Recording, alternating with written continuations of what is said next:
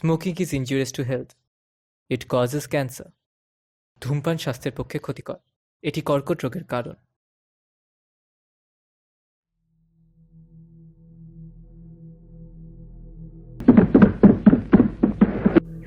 Long years ago, we made a tryst with destiny, and now the time comes when we shall redeem our pledge, not wholly or in full measure, but very substantially.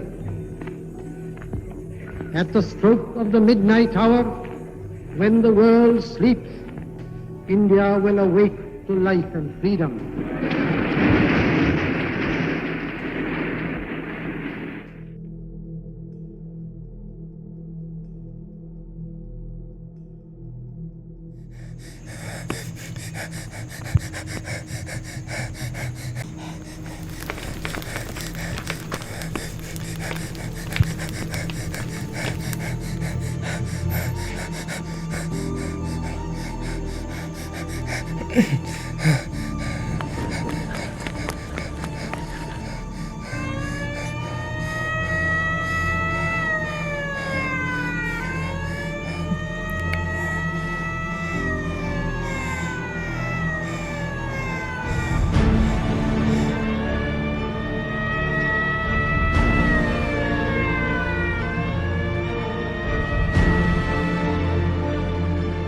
বিপ্লবের তেজ এবার নিভে এসেছে। অযথা চেষ্টা করে নিজের এবং আমার সময় নষ্ট করো না।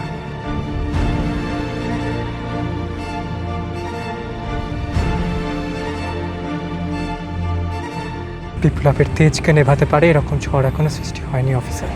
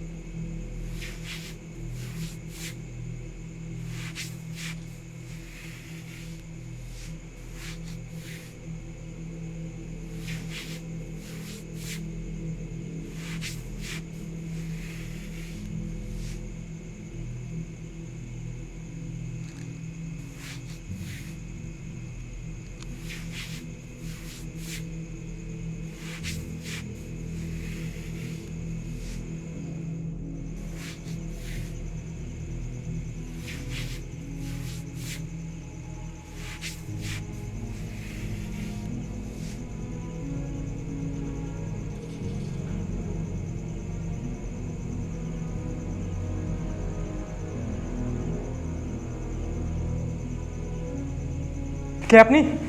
এত রাতে এখানে কি করছেন? কে আপনি? কে? কথা বলছেন এখানে, বলুন কে আপনি? আমায় মারবেন না ভাইয়া, বিশ্বাস করেন কোনো অসল মতলব এখানে আসি নাই। আপনি বিশ্বাস করেন, একবারের জন্য আমার কথা বিশ্বাস করেন ভাইয়া। দেখুন, আপনি যদি সত্যি কথা না বলেন আমি কিন্তু গুলি চালাতে বাধ্য হব। আপনি বিশ্বাস করেন ভাইয়া, আমি আপনার মিশা কথা কইছি না আপনার মিশা কথা। আপনাকে দেখে তো এপার বাংলাকে মনে হচ্ছে না। নাম কি আপনার?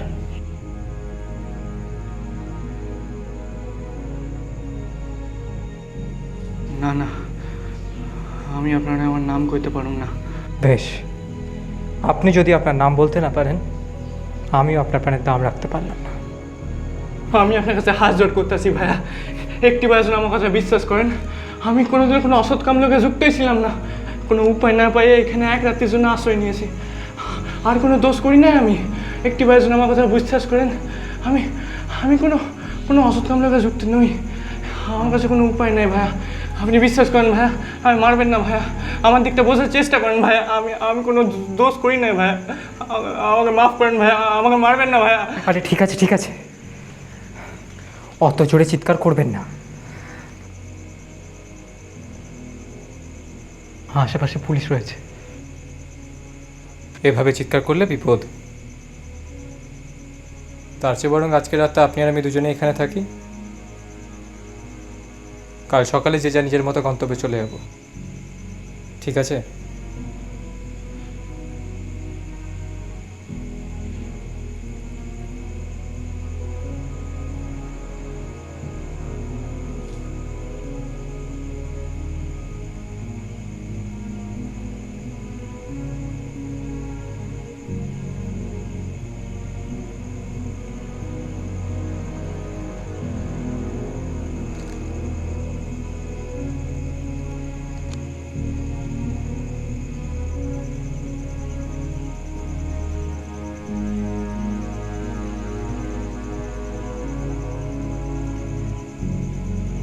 আচ্ছা ভাইয়া, কিছু মনে না করলে আপনার একখান প্রশ্ন করতে পারুন?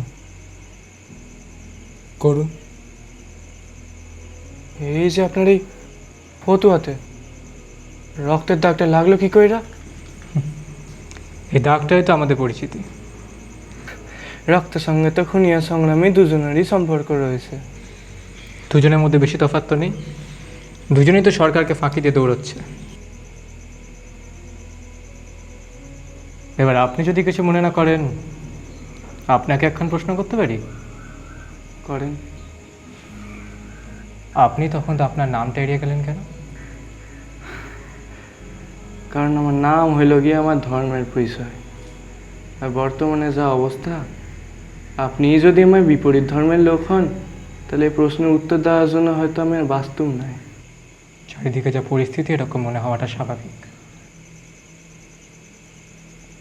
কখনো কখনো ভাবি, জানেন, এই বিদ্বেষ, এই ঘৃণার সূত্রপাতটা কোথায়, কখন, কিভাবে, কেন? এই সব কিছু সূত্রপাত সাল 1905। 1905? কেন, কি হয়েছিল 1905-এ?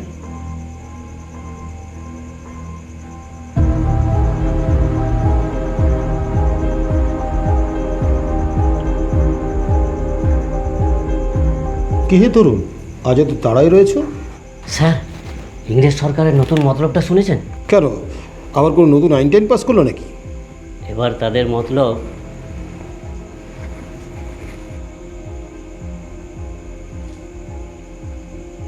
আরো ভয়ঙ্কর। ঘটনাটা একটু পরিষ্কার করে বলো। এবার তাদের মতলব বঙ্গভঙ্গ। কি কি বলছো? বঙ্গভঙ্গ? বড়লাট লর্ড কার্জন বঙ্গভঙ্গের প্রস্তাব জানিয়েছেন। কিন্তু কিভাবে?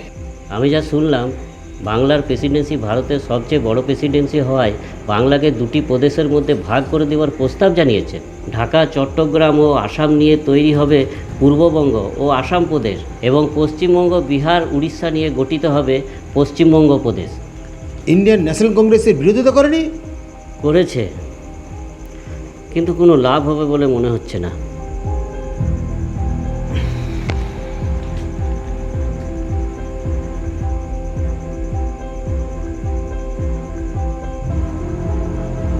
কিন্তু আমার ভয়টা অন্য জায়গায়।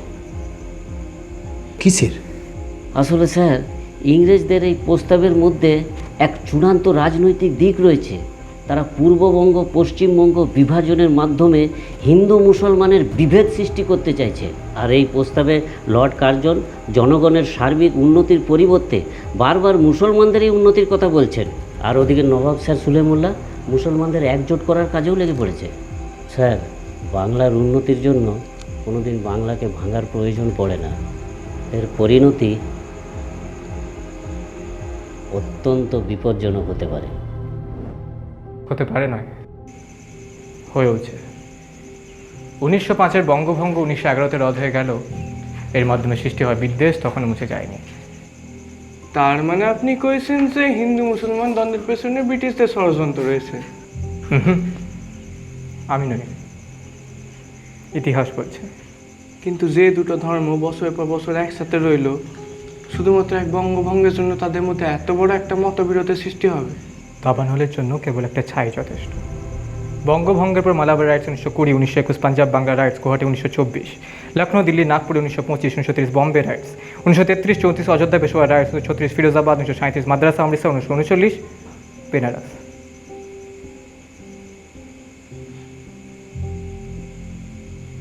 কিন্তু এ সবই মাত্রা ছাড়িয়ে যায়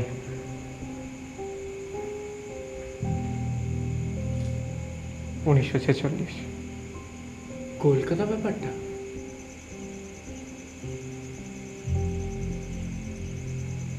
কিন্তু স্বাধীনতা প্রাক্কালে নিজেদের মধ্যে এমন গৃহযুদ্ধের কারণ কি?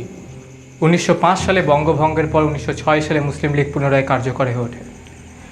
প্রাথমিকভাবে তাদের উদ্দেশ্য থাকে মুসলিমদের স্বার্থসিদ্ধি করা, তাদেরকে শিক্ষিত করা, কিন্তু ক্রমে তাদের উদ্দেশ্য বদলে যায়। আর তখন মুসলিম লীগ আর ইন্ডিয়ান ন্যাশনাল কংগ্রেসের মধ্যে বিভেদের সৃষ্টি হয়। আর তখন মুসলিম লীগ নিজেদের দাবি পেশ করে, সে এক কলঙ্কময় দাবি, পাকিস্তানের দাবি। কিন্তু আমি যা জানি, কংগ্রেস বা ইংরেজ সরকার কেউই তো দাবির পক্ষে ছিলেন না। নিশ্চয়ই ছিলেন না। কংগ্রেস বা ইংরেজ সরকার মনে করতেন মুসলিম লীগের মতো ছোট সংগঠন দেশ চালানোর পক্ষে অক্ষম। তারপর কিন্তু মুসলিমরা জিন্নাকে ভগবানের মতো মানত। জিন্না যখন বুঝতে পারলেন যে সহজভাবে পাকিস্তান কখনোই সম্ভব নয়,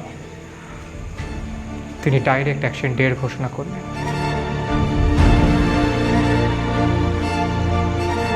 15ই আগস্ট, যে দিনটাকে আমরা স্বাধীনতা দিবস হিসেবে এত আনন্দের সাথে উদযাপন করি, কিন্তু 1946-এর 16ই আগস্টের কলঙ্ককে আমরা কোনোদিন ভুলে যেতে পারি না।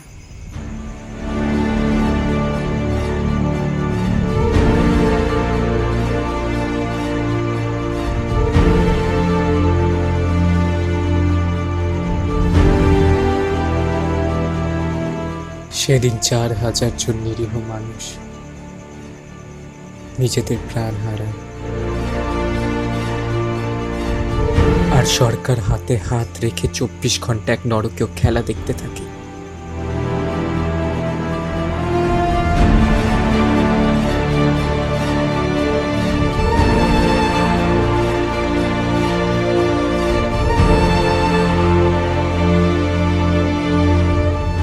সেদিন কোনো মানুষের আর্তনাদ তাদেরকে এই যন্ত্রণা থেকে রেহাই দিতে পারে।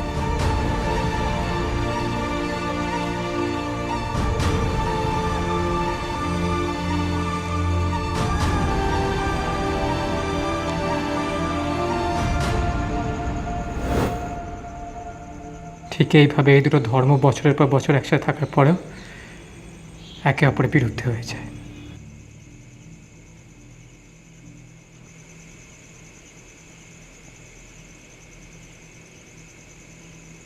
কখনো এতটা সামনে থেকে এই বিভীষিকাকে অনুভব করিনি জানেন।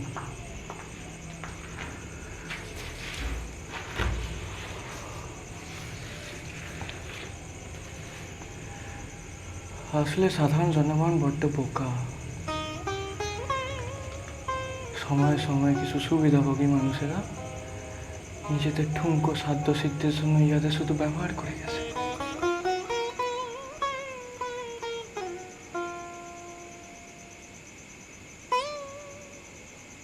পৃথিবীর সবচেয়ে বিপজ্জনক অস্ত্র কি জানেন ভাইয়া? কি?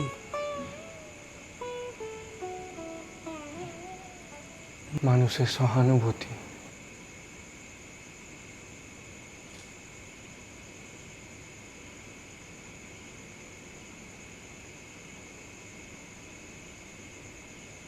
জানেন,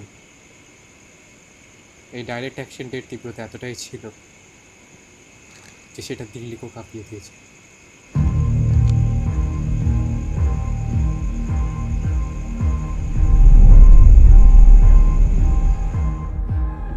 Bapu, we should do something.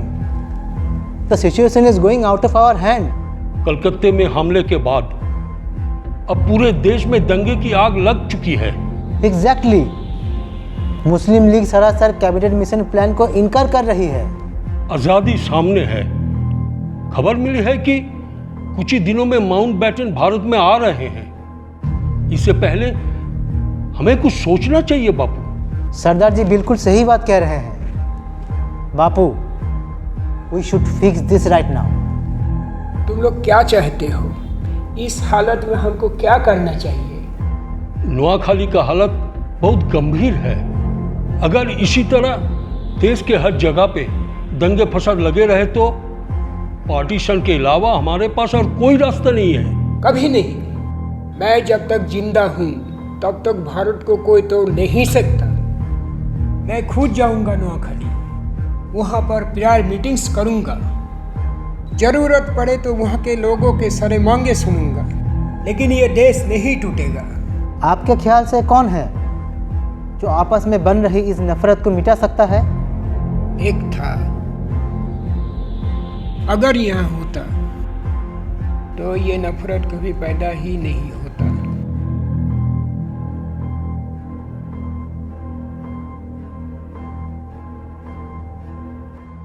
वो कौन है बापू? सुभाष।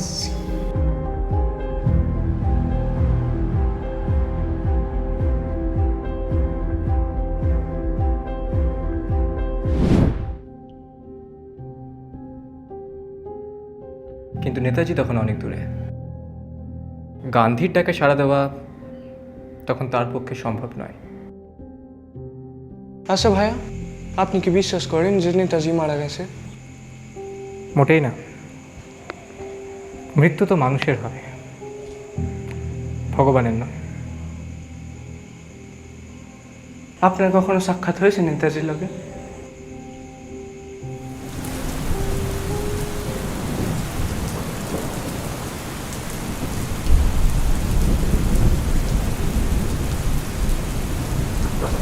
আচ্ছা অগ্নিমিত্রা, তুমি সুভাষদার কংগ্রেস ছেড়ে দেওয়াকে সাপোর্ট করো? কেন? তোমার এতে ভুল কি মনে হয়? না মানে একবার ভেবে দেখো, গান্ধীজির আইন অমান্য আন্দোলন, বিদেশি জিনিস বহিষ্কার, এসবের লাভ তো হচ্ছিল। আর সুভাষদা কংগ্রেস প্রেসিডেন্ট ছিলেন। ইংরেজ সরকার আজ না হয় কাল স্বাধীনতা তো দিয়েই দিত। কিন্তু গান্ধীজি আর সুভাষদার মতাদর্শ তো কখনো এক ছিল না। কংগ্রেস ক্ষুদিরাম বসু, ভগৎ সিং, প্রফুল্ল চাকি, বিনয় বাদল দীনেশ এরা তো কখনোই স্বীকৃতি দেয়নি। এরা তো তাদের চোখে বিধর্মী। আর তুমি তো জানোই সুভাষদা এখন আর অহিংসার পক্ষে নয়। সবই তো বুঝলাম অগ্নি, কিন্তু কংগ্রেস প্রেসিডেন্টের পদ। সুভাষদা?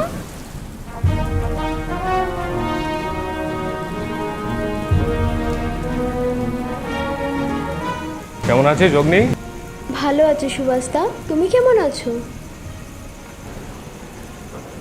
ভালোই, শুধু আহমেদাবাদের ব্যাপারটা একটু ভাবাচ্ছে। ব্যাপারটা বেশ গম্ভীর হয়েছে ওখানে। দেখো, এই সমস্ত কমিউনাল রাইটসগুলো ব্রিটিশদের একটা পরোক্ষ অস্ত্র।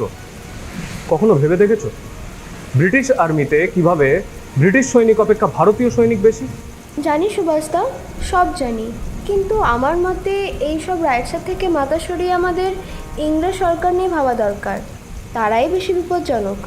না অগ্নি, এই মুহূর্তে আমাদের দেশে ব্রিটিশকে পরম শত্রু মনে হলেও ভবিষ্যতে এই সমস্ত ভারতীয়রাই ভারতের বিপক্ষে চলে যাবে। ব্রিটিশরা আজ না হোক কাল দেশ ছাড়বেই, তা নিয়ে আমার মতো মাথা ব্যথা নেই।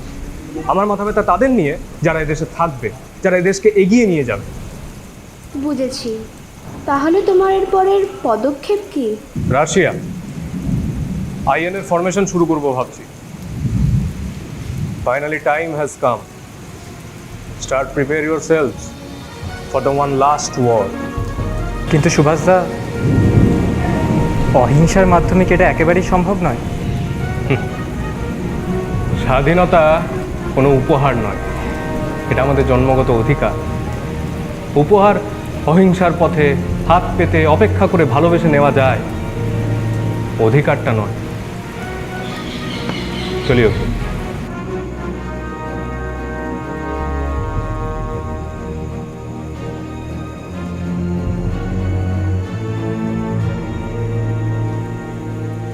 সেদিন বুঝেছিলাম যে ব্যক্তি আইসিএসে চাকরি ছাড়তে পারে, ইংরেজ সরকারকে ফাঁকি দিয়ে দেশ ছাড়তে পারে, তার পক্ষে কংগ্রেস প্রেসিডেন্টের পদ ছেড়ে দেওয়া কোনো ব্যাপারই না। সবই তো বুঝলাম ভাইয়া, কিন্তু আপনি এখনও আপনার এখানে আইবার কারণটা করেন না।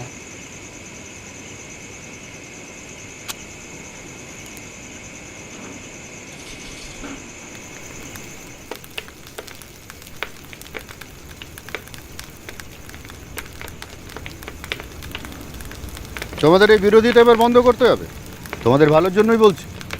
আপনার তাই মনে হয় যে বিরোধিতা বন্ধ করলে আমাদের ভালো হবে? এতে তো মনে হওয়ার কিছু নেই,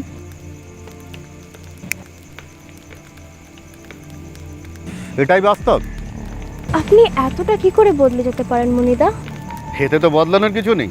কদিন পরেই ভারতবর্ষে গণতন্ত্র প্রতিষ্ঠা হবে। ইলেকশনের টিকিট তো আর তখন আর এমনি এমনি পাবো না, তাই দেশের ভালোর সঙ্গে নিজের ভালোটাও তো ভাবতে হবে। বেশ, তাহলে আপনি দেখুন, যেখানে আমাদের লড়াই প্রতিবার সুবিধাভোগী মানুষদের বিরুদ্ধে, সেখানে আপনার মতো সুবিধাভোগী মানুষদের জন্য আমরা লড়াই বন্ধ করে দেবো, তা তো হতে পারে না। তোমাদের কাছে বিপ্লব একটা খেলা। তোমাদের লিডার সুভাষদা বেঁচে আছে না রাশিয়ায় আছে তার কোনো সিওরিটি নেই। তোমরা আমার সাথে চলে এলে হয়তো কিছুটা সুবিধা করলেও করতে পারো। যথেষ্ট হয়েছে মনিদা।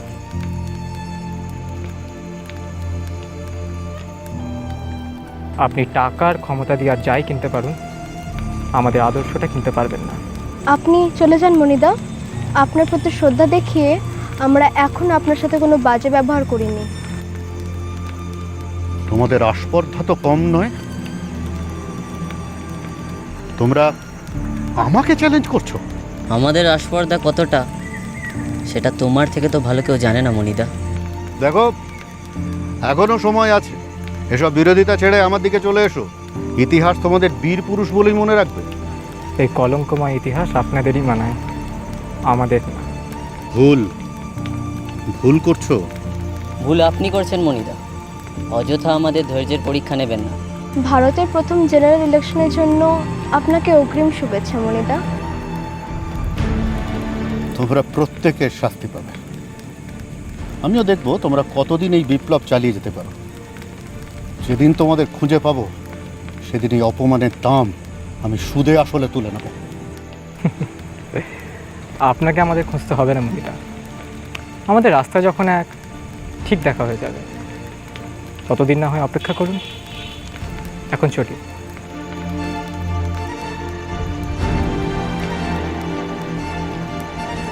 তার মানে আপনি কইছেন রাজনৈতিক প্রয়োজনে যখন আপনি এবং আপনার দল ফেঁসে যায়, তারপরেই পুলিশ আপনার পেছনে পড়ে, আর তার থেকে বাঁচতে আপনি এখানে আশ্রয় নিয়েছেন।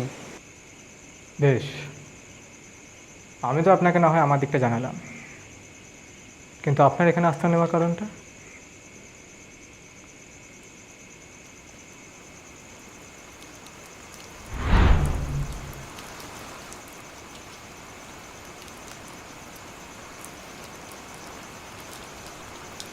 এই নাও, এই গোলাপ খান রাখো। এইটা এই সপ্তাহে 7 নাম্বার গোলাপ। এবার তো গোলাপ রাখানোর জন্য জায়গাই কম পড়বো। এখন আমার যা সামর্থ্য তা লইয়া আমি এই গোলাপখানি দিতে পারবো।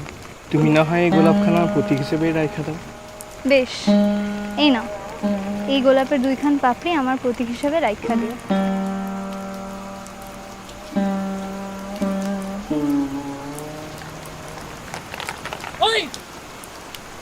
পাশের পাড়ায় বোমা পড়ছে, তোর বাবা তোরে খুঁজতেছে, তাড়াতাড়ি বাসায় ফের। মারে দেখেছিস? তোমার ঘরের দরজার সামনে খাড়াইতেছে, তাড়াতাড়ি যা।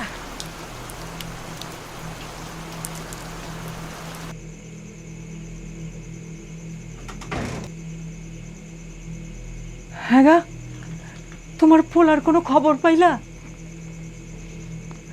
তোমার পোলারে কতবার কইছি একা একা যেন না বাইর হয়। হে শুনবো আমাকে কথা? বাবা, তোমরা ঠিক আছো? কোথায় ছিলি তুই জানোস না এখন কি অবস্থা? তোরে কতবার মানা কর। আজকেই তোদের সব শেষ করবো না। এই শালা সব দাঁড়া, সব হারামজাদাগুলো, হ্যাঁ তোদের জন্য আজ এই অবস্থা। মোড়ল সাহেব, আপনার এখানে বিবেক নিয়ে কথা বলা উচিত। আপনি জানেন না বাইরে দেশে কি হইতেছে, তারপরেও আপনি এই কথা কেমন করেছেন? দাঁড়া, আমি শুনবো না আপনার কোনো কথা। আপনি কি করে আপনার চান্দের কথা বলতেছেন আপনি?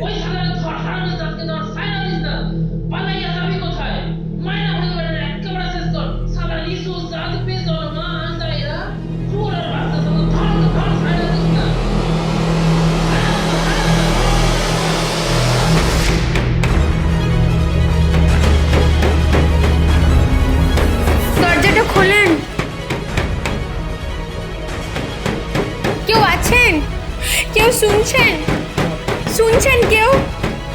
দয়া করে একটিবারের জন্য আমায় ভেতরে আসতে দিন। না, না, আমায় ছেড়ে দিন। ক্ষমা করুন আমাকে। ছেড়ে দিন আমাকে। না, না, না।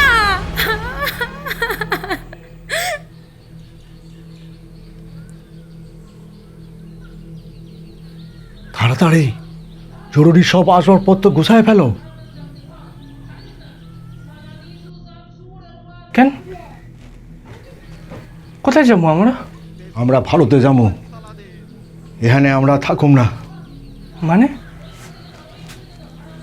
আরে তোমাকে কি মাথা খারাপ হয়ে গেছে? প্রাণের ভয়ে আমরা দেশ ছেড়ে দেবো? হ ছাইরা দিমু। আমার মরা মুখখান যদি না দেখতে চাস তাই তোর বাবা যা কইতেছে তাই কর। মা, জলদি করো, আর কিছুক্ষণের মধ্যেই আমরা বাইরামু। চলো চলো, জলদি চল, জলদি চল। আরে জলদি করো, আর দেরি সময় নেই হাতে, নেই সব কিছু যা গেছে খাওয়ানোর লইকে যা আছে, চাল ডাল পয়সা করি চাল নিয়ে চলো, রাত্রে তার খাতেই খাই দইব। হ্যাঁ, দেরি করো না, দেরি করো না। ঠিক আছে, আরে চল।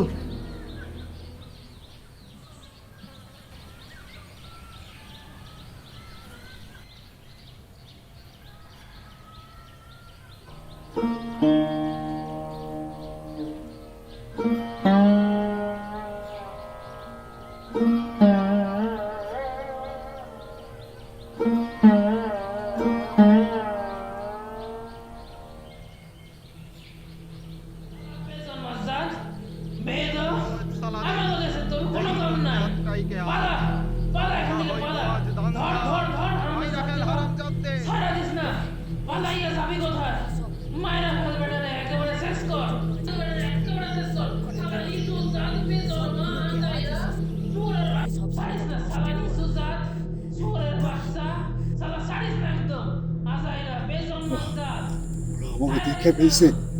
হ্যাঁ গা, এখন আমরা কি করুম? তোমরা যাও, আমি এদিকে দেখতেছি, দেরি করো না, যাও। চলে যাবো মানে?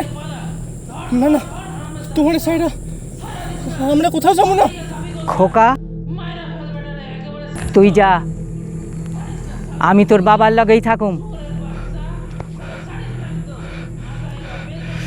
আরে তোমাকে মাথা কি খারাপ হয়ে গেছে? তোরা তোরা এই সময় এমন কথা কি করে কইতাছো? এই কথাগুলোর সময় এখন না, তুই যা, তুই যা। আমি তোরে কথা দিতেছি, আমরা তোর কাছে যাবো, কিন্তু এখন তুই যা, যা।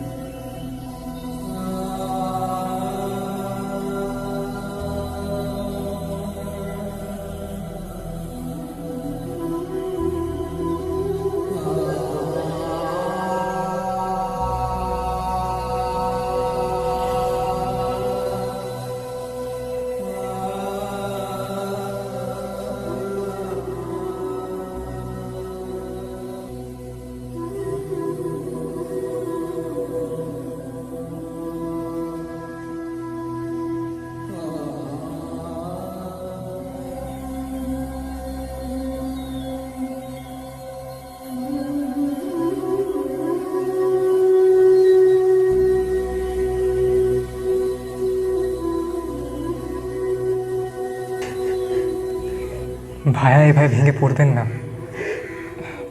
আমি মানছি যে আপনার পরিস্থিতি থেকে হয়তো এসব কিছুই বলা যায় না, কিন্তু কিন্তু আপনাকে বাঁচতে হবে। হ্যাঁ, আপনাকে বাঁচতে হবে। নিজেকে সংযত রাখুন, বাস্তবকে স্বীকার করুন, কিন্তু আজীবন একটা কথা মাথায় রাখবেন যে আপনাকে বাঁচতে হবে। আপনি কখনো নিজের আপনজনকে হারাইছেন?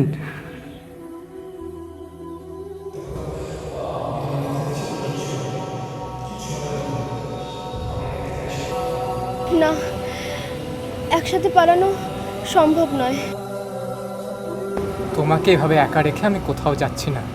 কিন্তু তোমাকে পালাতেই হবে, নিজের জন্য না, দেশের জন্য, সুভাষদার জন্য, আমাদের জন্য। পালাও, পালাও। কি গো ভাইয়া, কইলেন না যে হারাইছেন কখনো নিজের আপনজনকে? না, আমি কখনো আমার প্রিয়জনকে হারাইনি।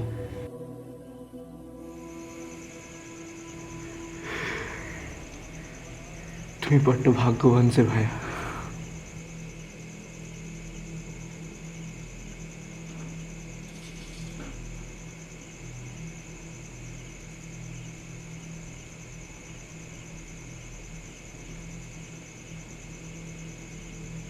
আমাদের ভারতের সীমানাকে নির্ধারণ করেছিল জানো? কি? র্যাডক্লিফ, যিনি প্রথমবারের জন্য ভারত এসেছিলেন। আমাদের 5000 বছরের সভ্যতা, আমাদের ভাষা, আমাদের সংস্কৃতি, আমাদের ইতিহাস, এই কোনো কিছু সম্পর্কে তিনি ওয়াকিবহাল ছিলেন না, কিন্তু আমাদের দেশের সবচেয়ে গুরুত্বপূর্ণ সিদ্ধান্তটা তিনিই নিয়েছিলেন। জানো ভাইয়া, ঠিক সেভাবেই আমাদের জীবনের সবচেয়ে গুরুত্বপূর্ণ সিদ্ধান্তগুলো হয়তো তারাই নেয় যারা আমাদের কোনোদিন ভালোভাবে বোঝেইনি, জানেই না, বা হয়তো জানতে চাইনি। এই বিপ্লবীর আড়ালে তবে এক দার্শনিক লুকিয়ে রয়েছে। দর্শন ছাড়া যে বিপ্লব সম্ভব নয় ভাইয়া।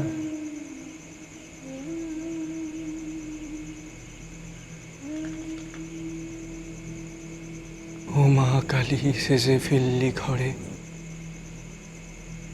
ও যে ছেলে কাজল মেখে।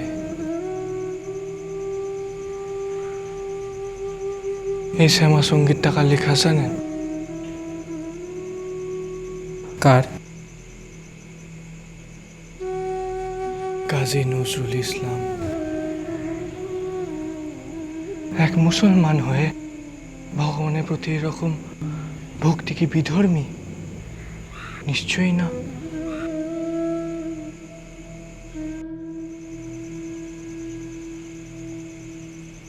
জানেন ভাই, সুভাষদা যখন মারা যান, মানে সবাই বলে সুভাষদা যখন মারা যান, তখন আইনের একমাত্র সৈনিক সুভাষদার সাথে ছিল। দেশে ফেরার পর ও ভারতের অভ্যন্তরীণ শক্তি হোক, ইংরেজ সরকার হোক, বৈদেশিক শক্তি, সবাই তাকে কুড়ে কুড়ে খেয়েছিল সত্যিটা জানার জন্য। কিন্তু সে প্রতিটা অকথ্য অত্যাচার মুখ বুজে সহ্য করেছিল সুভাষদার জন্য। একটাও কথা বলেনি। তার নাম কি জানো ভাই? তার নাম হাবিবুর রহমান। লোকে এখানে ধর্ম খুঁজবে না, খুঁজবে না। আমরা একসাথে থেকেও কখনো এক হতে পারিনি। কম আমাদের দেশ ব্রিটিশদের বিরুদ্ধে যুদ্ধের সময় ভূখণ্ড থেকে দেশ হয়েছিল, কিন্তু আজ আমরা আবার একটা ভূখণ্ড হয়ে পড়েছি। আরে 33 কোটি জনগণ আমাদের দেশে। কি করে একটা 5 কোটি দেশ, একটা 33 কোটি দেশকে শাসন করার অধিকার রাখে? কি করে রাখে জানেন? কারণ আমরা সবাই বিভক্ত। আমরা হিন্দু, মুসলিম, শিখ, ইসাই, ধনী, গরিব, উঁচু বর্ণ, নিচু বর্ণ, জাতপাত সব কিছুর মধ্যে বিভক্ত। আরে আমরা কোনোদিন এক হওয়ার চেষ্টাই করিনি। যদি আমরা করতাম তাহলে আমাদের এই স্বাধীনতা না হাত পেতে ভিক্ষা চেয়ে নিতে হতো না। তাই আজকে স্বাধীনতা পাওয়ার পরও আমরা পিছিয়ে, আমাদের হাত পাততে হচ্ছে। একদম ঠিক বলেছে।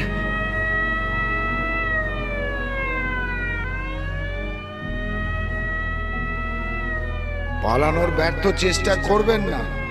বাড়িটাকে পুলিশ চারদিক থেকে ঘিরে নিয়েছে। আপনার কাছে 2 মিনিট সময় আছে, বাইরে বেরিয়ে স্যারেন্ডার করুন, নয়তো আমরা ভেতরে ঢুকে আসবো। শোনো, তুমি ওর পেছনের রাস্তা দিয়ে পালাও। এখানে তোমাকে যদি আমার সাথে দেখে ফেলে, তোরা তোমাকেও মেরে ফেলবে।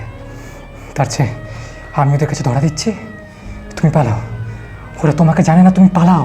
না ভাইয়া, আমি একবার পালিয়ে বুঝেছি এভাবে বেঁচে থাকা সম্ভব নয়। যদি পালাতে হয় একসাথে পালামু, নাহলে আমি তোমার সাথে থাকুম। কেন করছো এই পাগলামিটা এই সময়? তুমি জানো না বাইরে কি পরিস্থিতি? পালাও। পাগলামি নয় বন্ধু, তোমাকে দেশের স্বার্থে হলে এই বিপ্লব চালিয়ে যেতে হবে। নিজের স্বার্থে না হোক, দেশের স্বার্থে, আমাদের স্বার্থে।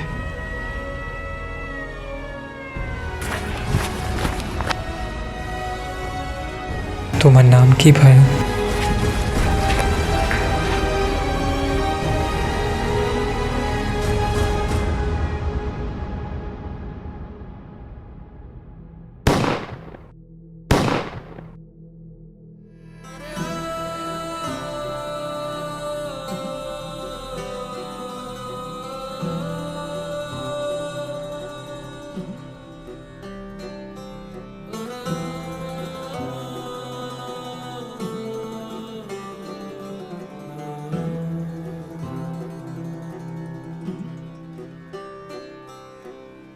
অহরহ তব আহ্বান প্রচারিত, শুনি তব উদার বাণী। হিন্দু বৌদ্ধ শিখ জৈন পারসিক, মুসলমান খ্রিস্টানি। পূরব পশ্চিম আসে তব সিংহাসন পাশে,